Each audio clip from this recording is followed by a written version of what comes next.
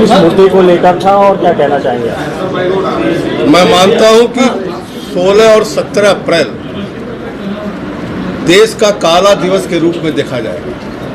जिस 17 तारीख को एनडीए अलायंस ने महिला आरक्षण का विरोध करके बिल पास नहीं होने दिया, वो कहीं ना कहीं भारत के काले दिनों में गिना जाएगा।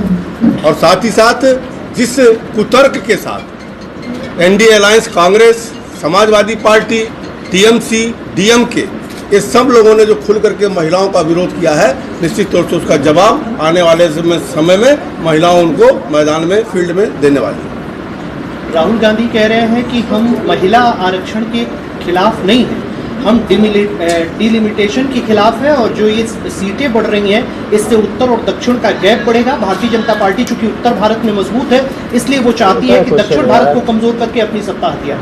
देखिए, राहुल गांधी हो चाहे समाजवादी पार्टी हो, महिला आरक्षण का वो कहते हैं कि महिला आरक्षण के हम समर्थन में हैं, लेकिन किंतु परंतु लेकिन उसमें वो जोड़ देते हैं।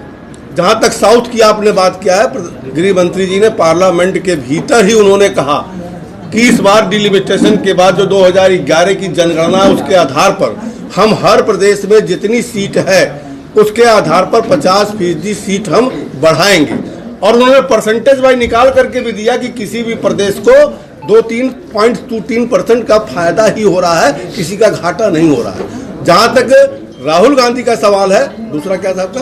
दूसरा ये था कि उन्होंने कहा चूंकि उत्तर भारत में बीजेपी मजबूत है, मैंने पहले कहा कि किसी भी प्रदेश में किसी का भी सीट कम नहीं होगा, उनका प्रतिनिधित्व कम नहीं होगा, बल्कि एक बराबर पूरे देश में बढ़ेगा।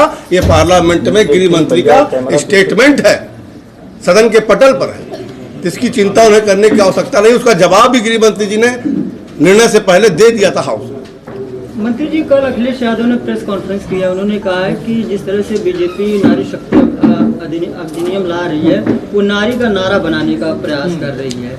विपक्ष ने मुंह तोड़ इसका जवाब दिया और बीजेपी की हार हुई। देखिए, अखिलेश यादव की सरकार जब रही है तो बेटियां हमारी घर से निकलने से डरती थी।